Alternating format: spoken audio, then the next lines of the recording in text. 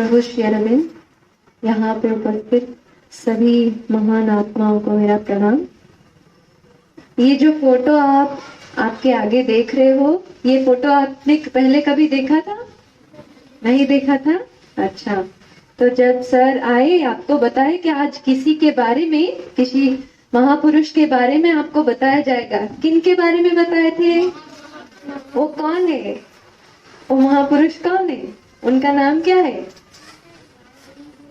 श्री विवेकानंद नहीं, और श्री अरविंद। कौन है? यहाँ पे जिनको देख रहे हैं वो है श्री अरविंदो, और इस तरफ जिनको देख रहे हैं उनको हम कहते हैं माता जी। क्या कहते हैं?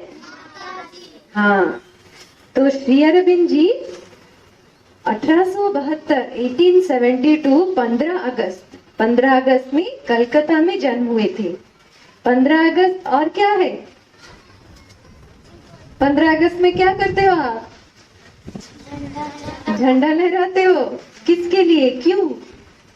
वो हमारा देश का आजादी का दिन है, इसीलिए हम उसको क्या करते हैं? मनाते हैं। तो श्री अरविंद जी 15 अगस्त और कौन से साल? 1872, ठीक है, जन्म हुए थे। तभी हमारा भारत पराधीन था, भारत को कोई और शासन कर रहा था। कौन उसको शासन कर रहा था जानते हो?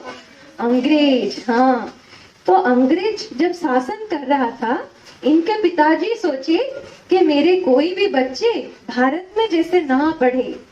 वो कहाँ पे पढ़े? वो विदेश में पढ़े, क्योंकि वो मानते थे कि जो विदेश, अंग्रेजों का जो कल्चर है वो अच्छा कल्चर है, अभी हम सब पराधीन है, तो यहाँ पे ना पढ़े। तो छोटे से उम्र से, आप जैसे उम्र के ही होंगे श्री अरविंद जी, तभी उनको विदेश भेज दिए। उनके दो भाई के साथ वो तीनों विदेश में पढ़ने लगे। तो 7 साल की उम्र से वो क्या करे? वो पढ़ने लगे। उनको पढ़ने में बहुत ही मजा लगता था। आपको पढ़ने के लिए अच्छा लगता है या घर वाले भेजते हैं इसीलिए आ रहे हो आप? अगर वो कोई भी आपको ना बोले कि स्कूल आपकी मर्जी है, आपको इच्छा हो तो जाओ, तो आप आओगे? स्कूल में क्या मजा लगता है? पढ़ने में? क्या पढ़ने में? कुछ भी। क्या पढ़ने में मजा लगता है या खेलने में मजा लगता है? पढ़ने में खेलने में मजा नहीं है, सब में मजा आता है। हाँ, माता जी कहते हैं जब आप पढ़ रहे हो तब आप पढ़ने का मजा लो, और जब आप खेल रहे हो तब आप खेलने में मजा लो। पर जब आप पढ़ रहे हो तभी अगर खेल का चिंता आपके मन में आएगा तो उसको जगह देंगे, उसको मन से निकाल देंगे, वरना हम कुछ भी नहीं कर पाएंगे, ना ठीक से पढ़ पाएंगे ना ठीक से खेल पाएंगे। तो श्री अरविंद जी वहां पे बहुत अच्छे से पढ़ने लगे। उनको कितनी सारी भाषाओं का ज्ञान था। आपको क्या क्या भाषा आता है? हिंदी आती है, और क्या आता है? इंग्लिश थोड़ा थोड़ा आता है, समझ पाते हो? और क्या आता है? बस उनको 7 भाषाएं पता थी, 7 भाषाएं। और उसमें वो बहुत ही सुंदर से वो क्या करते थे, वो उनका जो बुक्स रहता था वो पढ़ पाते थे। उनके टीचर भी जो उनका पेपर करेक्शन करते थे वो भी बहुत ही खुश हो जाते थे। तो उनके पिताजी उनको विदेश भेजे थे ताकि वो वहां पे एक बड़ा अफसर बने। हाँ, तो बड़ा अफसर बन के भारत लौटे। तो उसी के लिए वो पढ़ाई कर रहे थे। तब क्या हुआ, उसी बीच उनको पता चला कि मैं यहाँ पे पढ़ रहा हूँ, अगर मैं ये पढ़ के अफसर बन जाऊंगा तो भारत में अगर जाऊंगा तो मुझे किसके अधीन काम करना पड़ेगा? अंग्रेजों के अधीन ही काम करना पड़ेगा, जो हमारे भारत को कैसे पराधीन करके रखे हैं, हमारे लोगों को कितना तड़पा रहे हैं। तो मैं उनके अंदर में काम करूं या क्या करूं? नहीं करूं। इसीलिए वो क्या किए, वो एग्जाम में अपने आप को क्या किए? फेल कर दिया। मैंने एग्जाम देने ही नहीं गए, रिटन एग्जाम दिए पर घुड़सवारी का एग्जाम था, मतलब घुड़ में उनको एक परीक्षा देना था, वो जानबूझ के देने नहीं गए। फिर भारत लौट आते हैं 1893 में वो पहली बार भारत आके भारत में क्या करते हैं, वो स्वतंत्रता के लिए भारत कैसे आगे बढ़े, वो कैसे स्वाधीन हो, उसके लिए वो काम करते हैं। तो जैसे बहुत सारे हम स्वाधीनता संग्रामी के बारे में जानते हैं जो हमारे भारत को स्वाधीन किए हैं। किसी का नाम बता सकते हो? किसका नाम जानते हो आप जो हमारे भारत को स्वाधीन करने के लिए वो लग रहे थे, मतलब आगे बढ़ रहे थे? वो किसी का नाम बता सकते हो? हाँ, स्वामी विवेकानंद और भगत सिंह और महात्मा गांधी और सुभाष चंद्र बोस और जवाहरलाल नेहरू और इतने सारे नाम जानते हो। और भी बहुत है उनमें से, क्या? अमित शाह।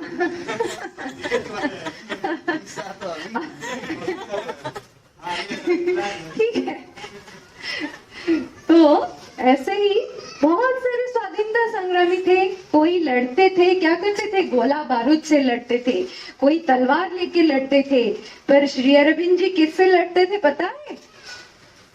किससे लड़ते होंगे? उनके ज्ञान से।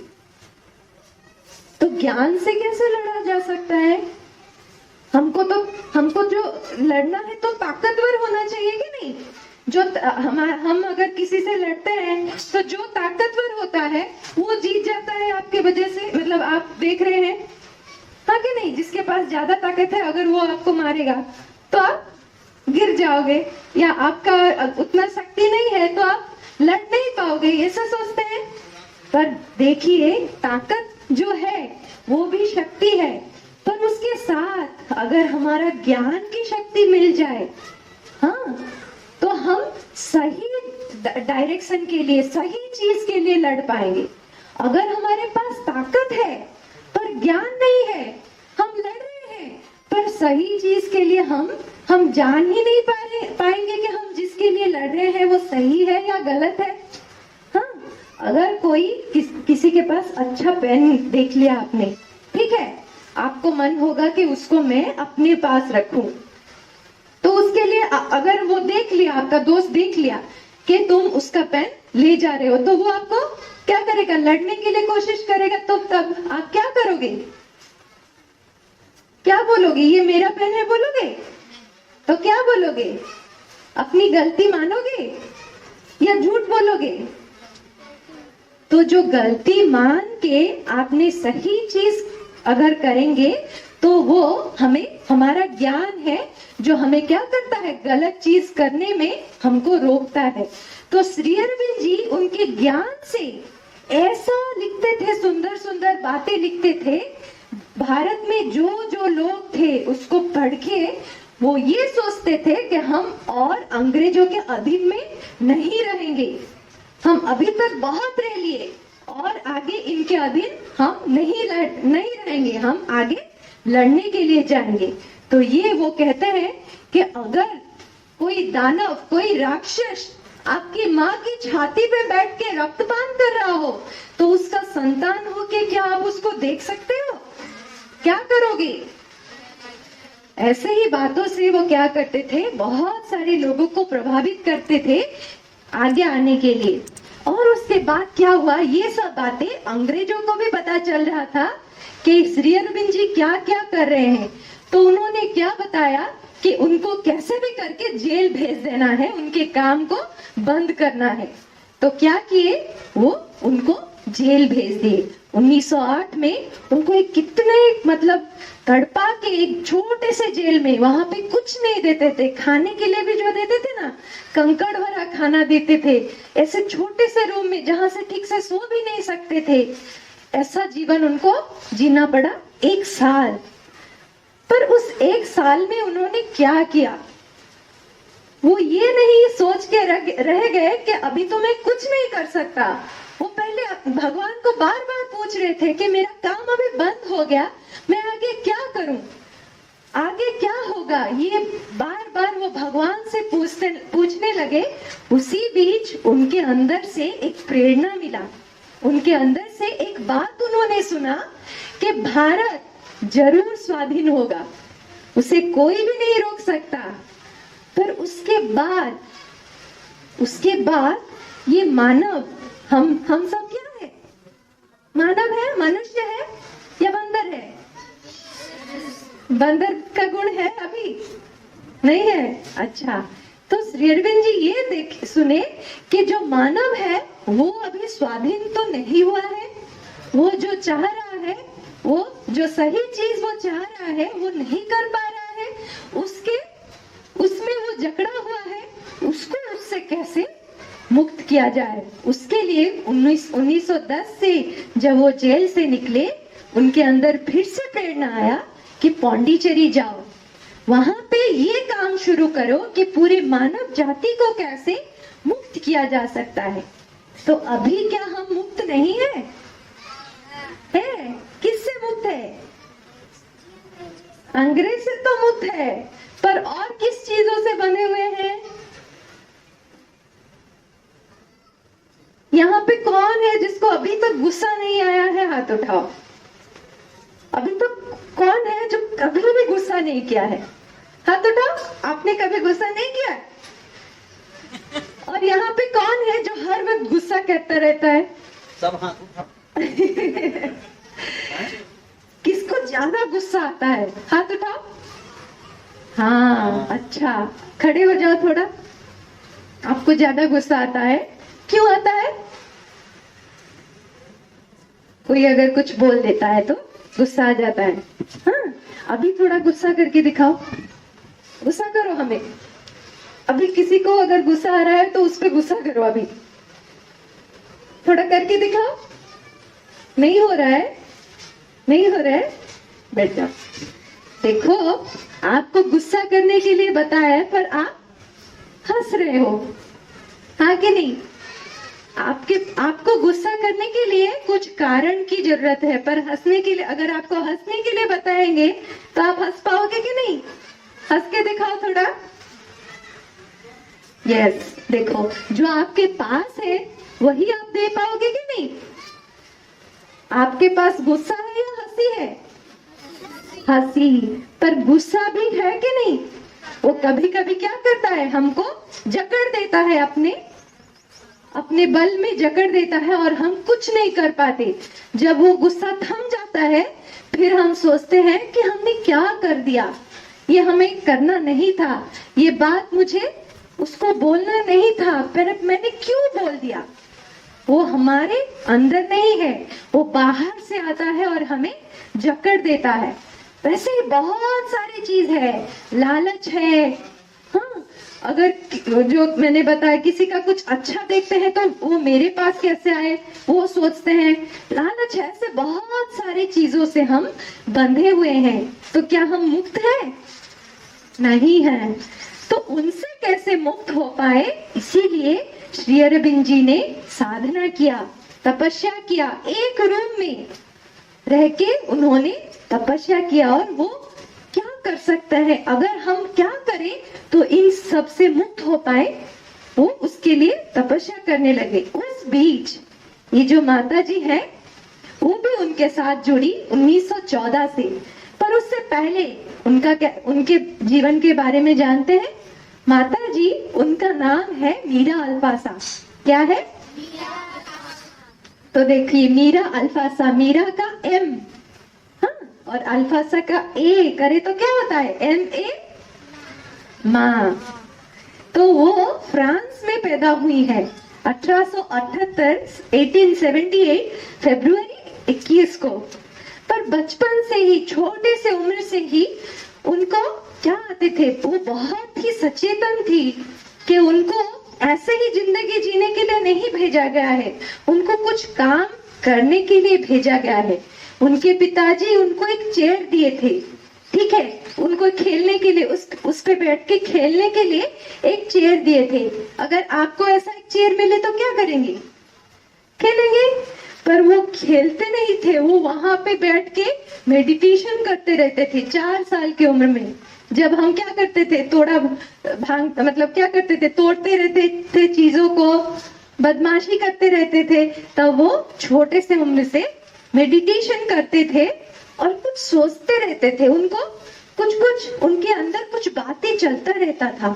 तो उनके माता जी उनको पूछे, मीरा तुम इतना गंभीर क्यों बैठी हो, इतना शांत क्यों बैठी हो? ऐसा लग रहा है कि जैसे पूरे विश्व का भार तुम्हारे सर पे तुमने ले लिया है। तो वो बोलते थे हाँ। देखिए कितनी छोटे से उम्र से वो सबके लिए सोचते थे। और वो जब रात को सोते थे, उनके स्वप्न में एक स्वप्न वो बार बार देखते थे। वो क्या देखते थे? वो जब सो जाते हैं, उनके शरीर से वो धीरे धीरे करके बड़े होते जाते हैं, उनका शरीर बड़ा होता जाता है, ऊपर उठता जाता है।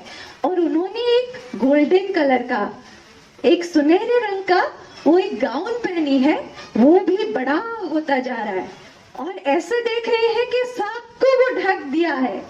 और उस गाउन को जो भी छू देता है, जिसको दुख दर्द बीमारी जो भी है, वो जब उस गाउन को छू देता है, वो उससे मुक्त हो जाता है, वो खुश हो जाता है।